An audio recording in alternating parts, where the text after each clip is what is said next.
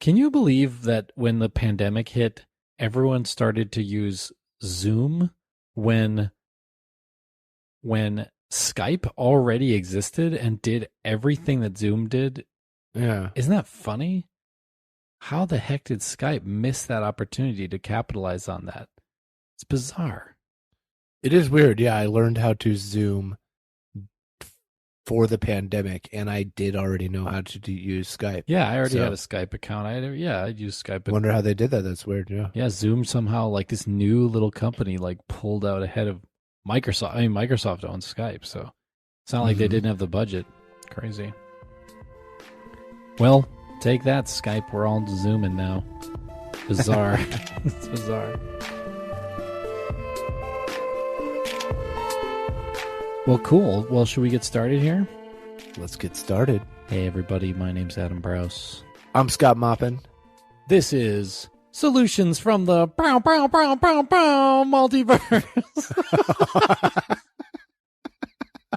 We're getting frisky at night. Hi, guys. Welcome. This is the podcast where every week we come at you, and I'm here with you. I'm waiting as Adam unveils a new solution from his document of his dossier of solutions, and we receive them and talk about them. So that's right, welcome. DJ Malpin. Thanks for. No, sorry, we're not going to turn into like a late night radio show. Solutions. Okay, this is a good one. So I have a ton. I have a big bag of solutions. I have a really big part of that bag that is education solutions because I love public education. I love that's all kinds of education, public, private, everything. I just think there's a lot of upper ways to get educated. Let's just get everybody as educated as possible. Okay, this is going to be a little bit bespoke to California because I know a lot about California. Other people from other states, my guess is the solution I'm going to propose has to do with your state too, because I've never heard of it any other way. But I'm going to be specifically talking about like California history and like the way things are in California.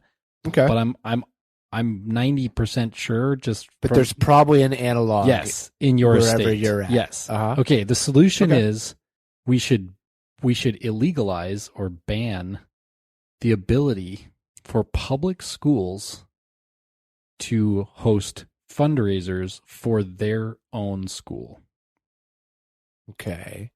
So ban public schools from having the ability to host their own fundraisers that benefit their school. Only their school. Yeah. That benefit only their school. So they could host a fundraiser, but then the funds should just go to the city or go to the district, and then it should just go to all the schools, or go to the state and just go to all the schools. Like it should just go into the pot of education now, instead it sounds of like privately. Yeah. It sounds like this is built around the reaction to a problem that I'm guessing exists, which is I guess it's a problem for schools to fundraise for their own schools. Tell me more about that. Okay, the problem is a little bit deep. I mean, we always jump in with the solution right away, but then we have to kind of unwind what's going on. So, well, in this case, the solution is banning them from doing something. So I'm trying to figure out why would we what's do the problem with. Yeah. Okay, so let's rewind the clock to 1972. Okay. We all got big lapels, bell bottoms on. Wait, hold on. Velvet pants. Wait. I'm still rewinding. That's a long time. It's a long rewind. My clock's not. Come on. Okay, good. Okay, we're back. Done. 1972. Good, thank you. Yep, not to 1927. You sure you need to fast forward? 72. Okay. No, we're at 72. Shoot. Dang it. If it's a bunch of flappers and there's guys, a guy walking around going, hey, hello, everybody. How's it doing? You went too far. Okay, hold on, Zip. You went too far. Zip. Yep, back to 72. And disco balls. Yeah, okay, disco we're balls. good. It Here should we are. look like, Ron Burgundy's right around the corner. Okay, cool. Okay, so we're 1972. In 1970, somewhere in it was like early 70s. There was basically like a right wing Republican kind of fringe party in California that was kind of like a proto Tea Party. They were like, the government should be small and taxes are theft and leave us alone. Yeah, leave us alone. Don't tread on us. Right. And this usually the people who form a group of people who say government leave us alone are people who are like have become well off enough that they're like, oh, you know what'd be nice is just keeping all my stuff and not sharing it with anybody. Right. Not necessarily the most altruistic, although they might actually be quite charitable, maybe in their own giving. But yeah, government, they don't like the idea of this sort of social contract. They don't like having to. Yeah, right. They don't like this kind of idea that it's implicit social contract that you have to kind of do this thing. Then it could go to people they don't approve of. Well, for whatever reason, they don't seem to say that. They kind of say, "Oh, it's liberty" or something. But maybe what you're saying, there's something to that, right? But we don't know because we can't read their minds. But what happened was he proposed that that there should be this law in California that property taxes should only be charged on the original, the price of a property when it changed hands. Okay. So like if you bought a house, then you would pay the whole time you own that house, you would only pay property tax on the price that you bought it for, not the appraised price, like the yearly or bi-yearly appraised price. But it would just be right. This is a regressive form of taxation. This is a right-wing Tea Party proposal. Okay. And in California, it failed to pass as a ballot initiative. He got it on the ballot. The leader of this Tea Party type thing, got it on the ballot, and it lost. But it was like it got not 30 or 40% of the vote. It didn't get the 51% that it needed to win. Okay. So then something else happens a year later. So a year later, the California government says, it's really not fair how we do school funding, because back then it was just the taxes were collected, like property taxes were collected from around each school district, and then that money went to that school district. So if you had a bunch of millionaire mansions, then the schools had boatloads of money, and if you were in the projects, the schools had like no money. Nice neighborhoods had nice schools. Yeah. Neighborhoods in need had schools in need. Right. And so the government was like, well, California's a progressive state. They're thinking out of the box. They're like, hey, we should probably fix this. So they were like, well, we're just going to charge property taxes for the whole state. And then we're just going to divide it by the number of students. And we're just going to give that much money to each school, which is clearly a more equitable. Seems on the surface. Yeah. Better system. Okay. And so then the year after that happened, guess what got back on the ballot again? This same Tea Party thing got on the ballot again, and it won 70% of the vote. Ooh, weird, right? Okay. Yes, weird. As soon as the property taxes are going to go to the kind of not your local school, but are going to go kind of maybe across the district to like the poor neighborhoods, all those progressive Californians want the Tea Party in charge now. They want a regressive, bad tax system. Turns out they're like, we're progressive, but maybe not that progressive. Yeah, they were like, well, as long as we're willing to pay high taxes on our houses, because the money just goes into like our local school and like our local police force and like our local everything. So like, why wouldn't we pay high taxes? You guys are crazy. But as soon as the money was actually going to maybe places that needed it more, and maybe it felt like unfair, and maybe there's a bit of a race thing involved here, right? Like, yeah, right? Probably. Like, this is going like to the Latino and black neighborhoods down the way, or in LA or something, and I'm up in San Francisco in my like rich Pac Heights neighborhood. Well, maybe I want my house to only pay taxes on when I purchased it. And now I don't, and now the tax burden is going to go way down. But so it sounds like they were going back and forth. They voted for the Tea Party, the proto Tea Party thing? Yeah. What is that where it stayed, or did it flip back? Well, here's the thing. It was still allowed? Private fundraisers for your local public school. Right. So if you say, well, let's cut down the tax burden, which therefore hurts all schools, but I can have my local public school can host a fundraiser each year, and all the parents who are rich can show up and give $5,000 or $10,000 more money. You're back to the exact same system as before the state legislature was sending the money to where it was supposed to go, where it was needed. Yeah, I'm a part of one of those systems where in Oakland we have where the school is we do not go to our local school. We entered into a lottery system, and we got drawn for one of the other schools in the district. And so we go to a different school, and it's in a really nice neighborhood, and they do have a few like big fundraisers, private fundraiser events each year that That's they why. do, and they become a very well-funded PTA. Way better. Can then like supply different things. You can see going into that school versus other schools, it's a world of difference. It's definitely the equitable part of money trickling into schools. That part is not currently happening, at least not everywhere. Exactly. So if we said, hey, we passed this law that was trying to get it so that the money was kind of taken from everybody and then divided by the number of students and then given out fairly to everybody so that everybody gets kind of a fair shot, Instead, we've kind of ended up by doing Prop 13, which was the Tea Party, pay property taxes at the value of property when it last changed hands. That plus private fundraisers for public schools makes it so that we're back where we started. We're back at unequitable schooling. So we got to go the next step and say, look, you can raise all the money you want, but that money goes into the pot. That money goes to everybody. Okay. And then people are going to say, oh, I mean, probably. Well, the critics might go, well, then we're not going to fundraise at all. It'll be nothing that goes in because it won't come to our kids or whatever. Well, that's their problem. That's their problem. Probably they'll say, well, we got to raise taxes now, which is what we actually should. I mean, I think probably Prop 13 was a bad idea. Things should be funded.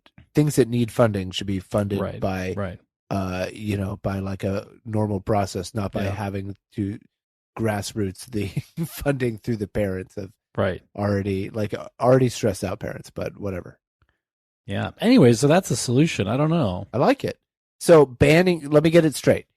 Banning private fundraisers for public schools. So all fundraisers benefit like all schools in the district, all schools in the state. What's the? I think it's done at the. What's the boundary? I think it's the state level. I think that's where they did that original division of all the property taxes come in to the state, and then they just divide that number by the number of students, and then that amount of money is given out. So then that would keep it from being there are like well-off districts and poor districts. It would be everyone should be theoretically getting the equally same funded. Yeah, of course, resources. Yeah. There are other factors other than just like funding from fundraisers, but that would be a way to equalize at least that portion of the equation. I wonder if you did this, if there would be like, because it's cat and mouse, right? So I wonder if you did this and you said, no, guys, the whole point is to have equitable schools, so everyone's going to get the same amount of money.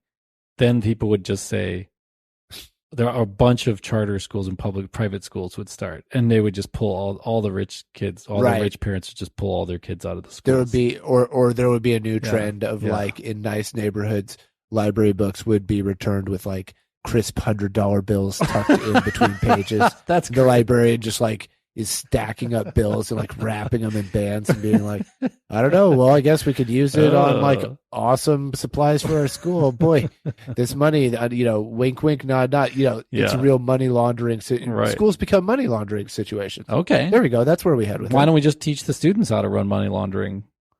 I mean, then they'd really be prepared for the world. But I guess that may be the outcome, right? So if we said, sorry guys, like party's over. Like if you want to raise money, it goes into the pot for the whole state. And if you don't like it, then you can just take your kid and go elsewhere. Like it's a free country. You can send them to private school. And they go now, okay, let's say 10, 20% of the people who are kind of affluent really do take their kids out of public school, which is not the case. I actually just watched a whole interesting YouTube guy was doing a really cool analysis. Turns out affluent people send their kids to public school. It's like as much as private school. It's like they it's very common for affluent people to send their kids to public school. So maybe that would change. Maybe it would be like, no, public schools, they're just, a lot of the affluent people are gone and they're all in private schools. But then if you think about it, that would actually make it so that their taxes wouldn't change. which means there'd be fewer students with the same amount of money, right? The same budget, which means you could, which means the less, the less affluent people would actually have more resources in their schools. So in the end, in the way, it ends up in a good place. Maybe. No, I think it would be fewer students with a smaller budget, because then there would be fewer parents to contribute. And also, I know state funding is dependent on like the number of kids you have in your thing. Right, but I think you're right, except the total number of, I think they take the enrollment of the entire state and then they divide the money in the budget by the enrollment number. And then that's how much each student. So fewer kids enrolled. Yeah. So they wouldn't enroll. Well, then their money's still there. It's still in the coffers of the state, the tax money, which means there would be more money per student in public schools, even if the affluent people all, kind of. I don't even know if this would happen.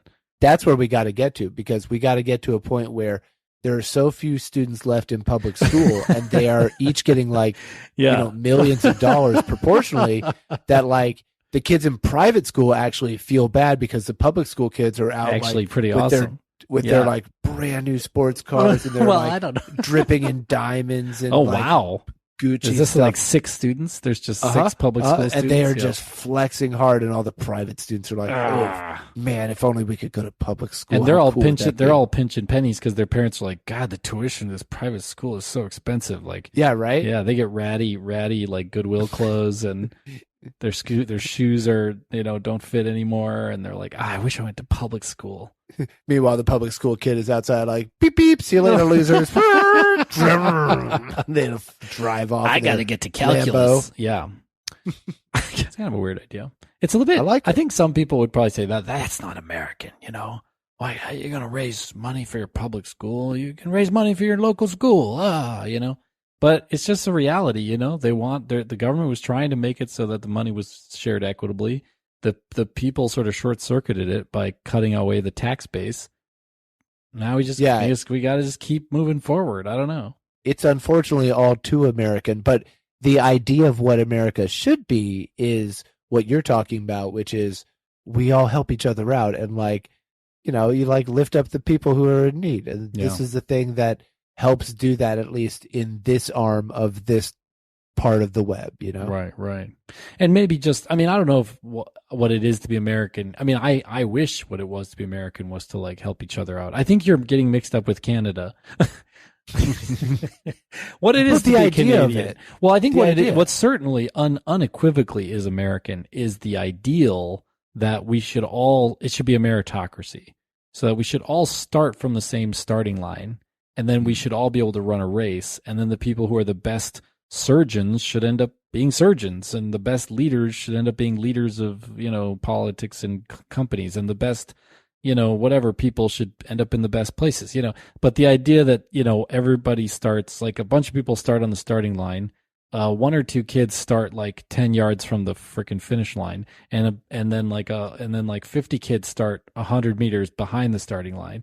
It's this is not a meritocracy. This is insane. No. The people who are useless end up as president, and people who are great don't even have a chance to become more than who knows, a criminal or a bagging groceries or something. Yeah. It's not fair. No, it really should. It should be a meritocracy in every arena except one. Which is? Podcasting. I think a mediocre set of podcasters should be able to excel to dominate to the top of the podcast. Yeah. I'm not thinking of anyone in particular, but two, wink, wink. Two just nudge. Standard dudes. Yeah, who are doing a podcast in their spare time, not really investing too much, even in terms of energy or effort, really. Whoever these two dudes may be, mild-mannered, mediocrites doing a podcast, that could be literally 40% of the population. That's anyone. 2 mediocrites with a podcast. Yeah, I think that's us.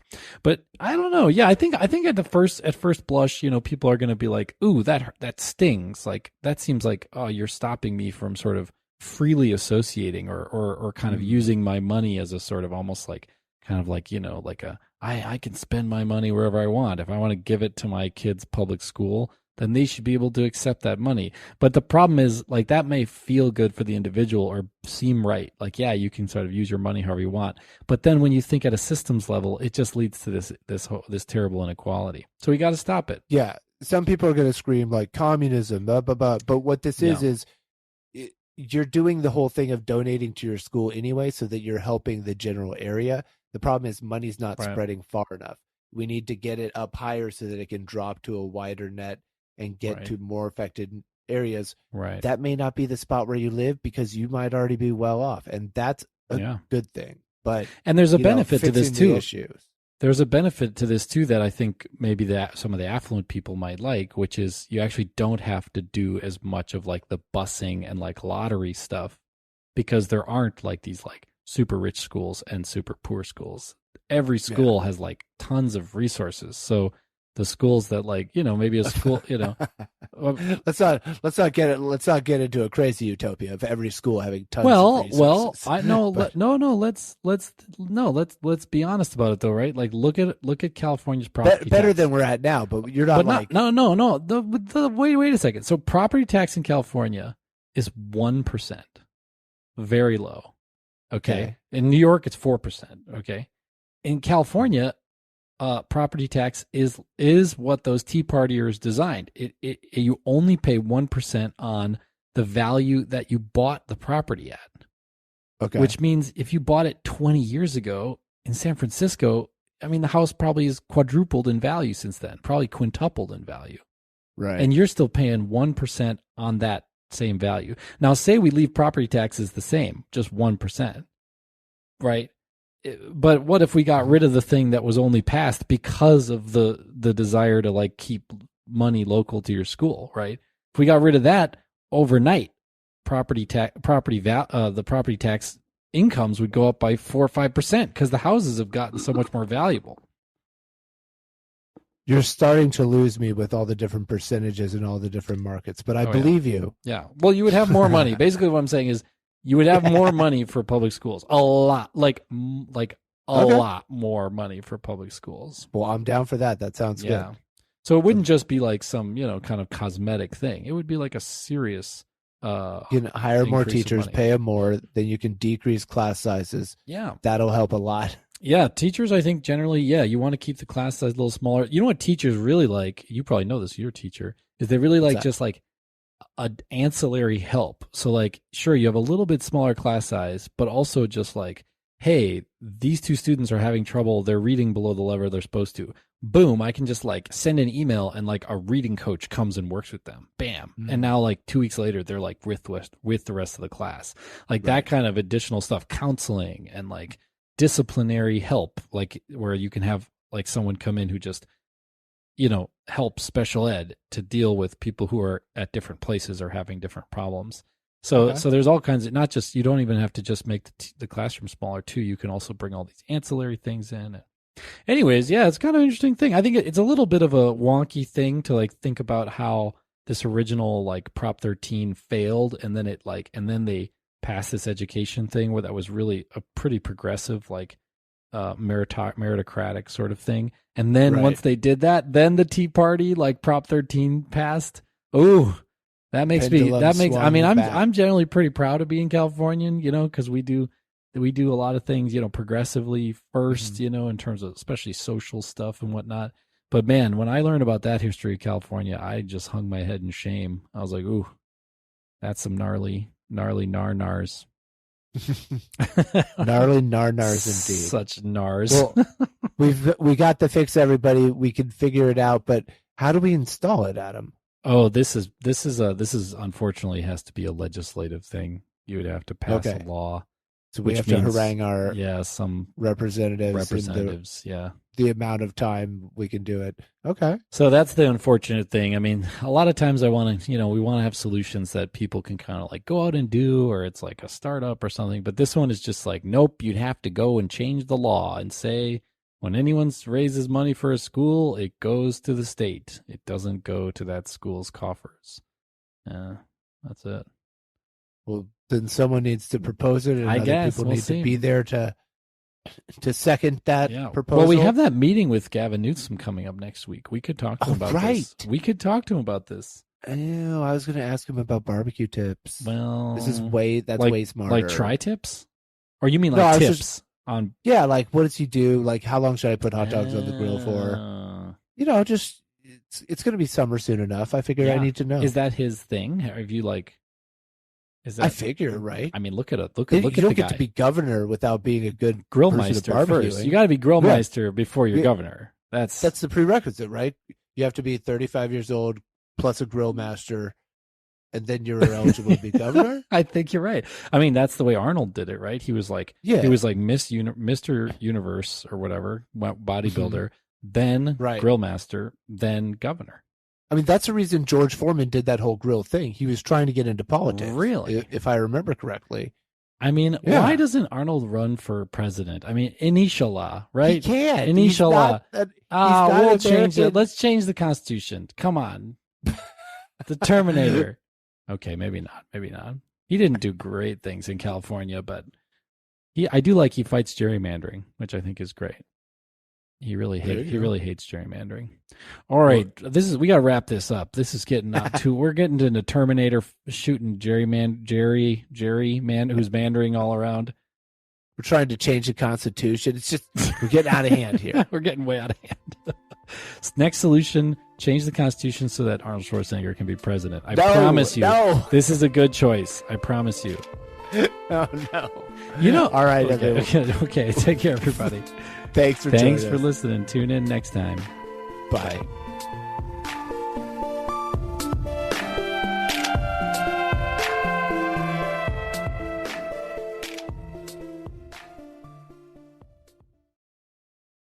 Hey there. Thanks for listening to that episode of Solutions from the Multiverse.